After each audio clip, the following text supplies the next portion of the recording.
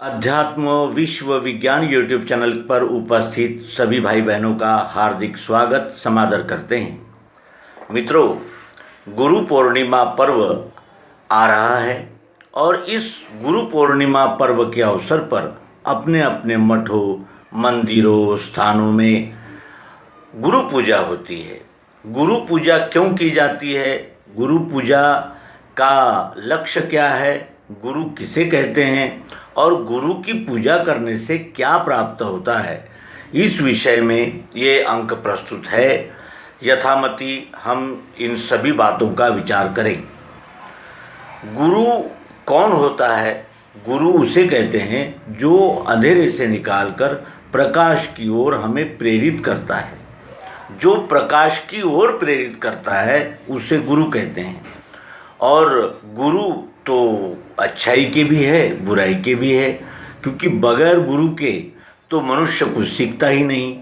बालपने में माता गुरु होती है, फिर थोड़े बड़े होने पर हमें शाला गुरु मिलते हैं, फिर जब संगत करने लगते हैं और लोगों के सोबत में आने लगते हैं तो फिर वो संगत गुरु मिलते हैं। और इस प्रकार अनेक टप्पों पर, अनेक पड़ावों पर अनेक गुरुओं से हमारा सामना होता है। हम जिस स्वभाव के होते हैं वही गुरु हमें अच्छे लगते हैं।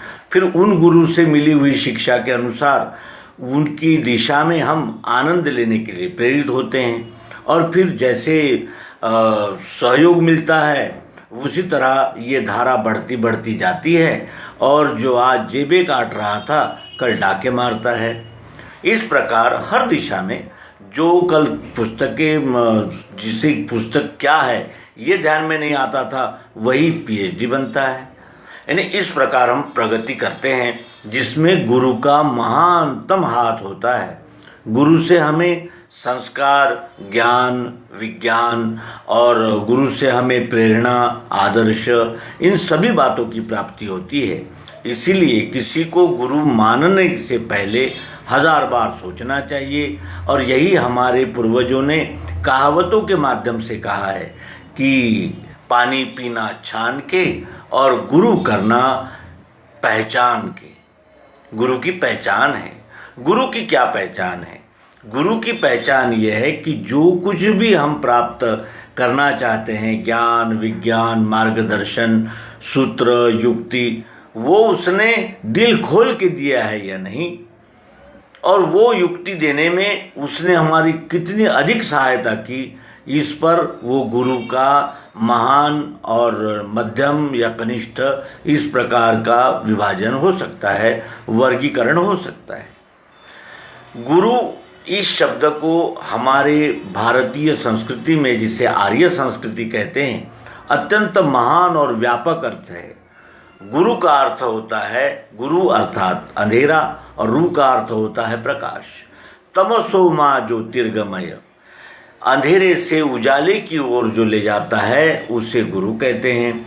तो इस गुरु पूर्णिमा को ये यानी पर्व मनाने का क्या औचित्य होगा, क्या कारण होगा, इस दिशा में देखें तो इसके लिए एक अत्यंत प्रसिद्ध ऐसी कहानी याद आती है कि श्री कृष्णद्वैपायन व्यास, जो इस विश्व के सर्वोत्कृष्ट और जिसे कहते हैं कि सबसे बड़े इतिहासकार हैं, उनके जैसा इतिहास का संकलन न विश्व में कभी किसी ने किया है, न कभी कोई कर सकेगा।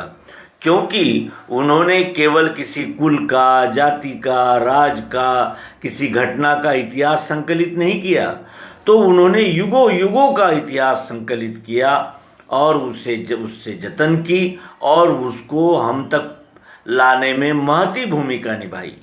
वो श्री कृष्ण द्वैपायन व्यास जी के संबंध में ये एक घटना प्रकाश में आती है। श्री व्यास जी ने 18 पुराण और उपनिषद आदि अनेक ग्रंथों की रचना कर ली और उसके बाद जब नारद जी से एक बार उनका मिलना हुआ, मुलाकात हुई, तो नारद जी ने पूछा कि इतना सब कुछ आपके पास, यानी जिसे कहते हैं सरस्वती का बुद्धि का वैभव है, आज सारा जगत श्री कृष्ण द्वैपायन व्यास से लाभान्वित हो रहा है और कृतज्ञ है, फिर भी आप जितना चाहिए उतना आपको आनंद है ऐसा नहीं नज़र आता। तो व्यास जी ने भी कहा कि हाँ, मुझे किसी बात की कोई कमी नहीं है, लेकिन अंदर कुछ न कुछ ऐसा खालीपन सा लगता है, और मैं ऐसा लगता है कि मैं जैसे कुछ कमी रह गई है, कुछ बचा रह गया है, कुछ रिक्त है।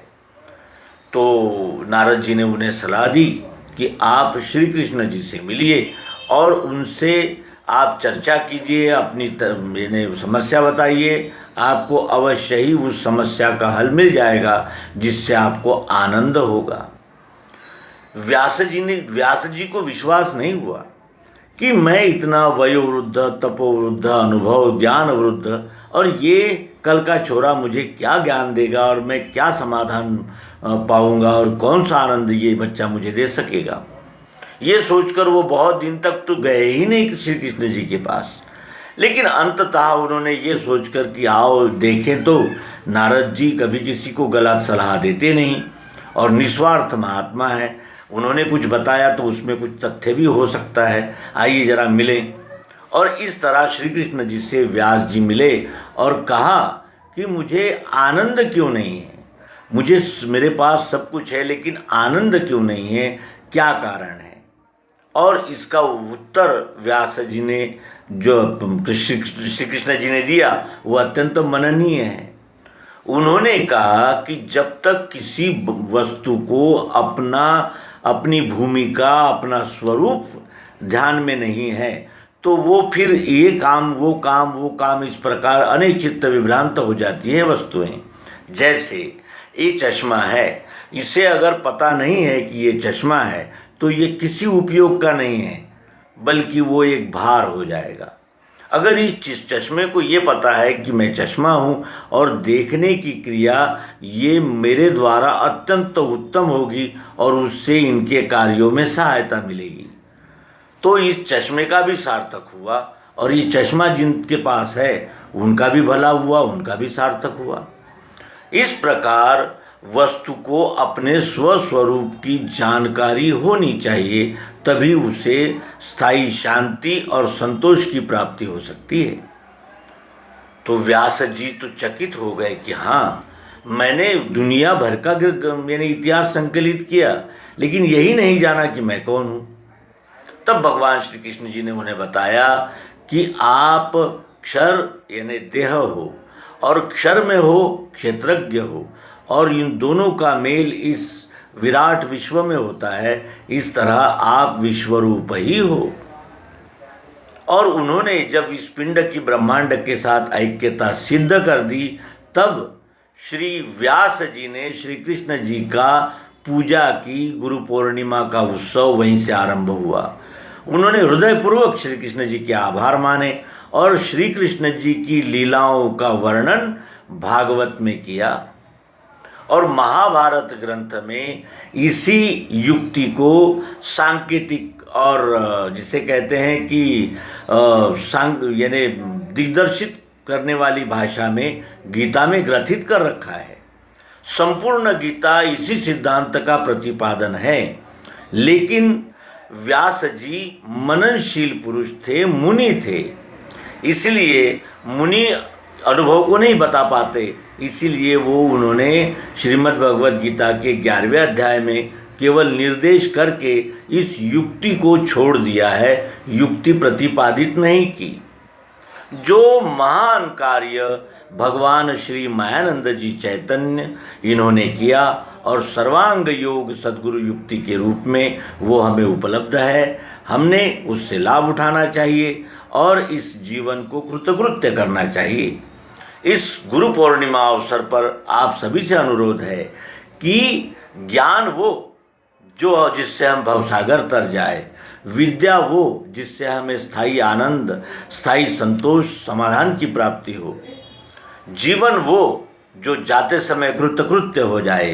कबीरदास जी के शब्दों में, कबीरा आए जगत में, हम जग हंसे हम रोए, ऐसी करनी कर चले हम हंसे जग रोए।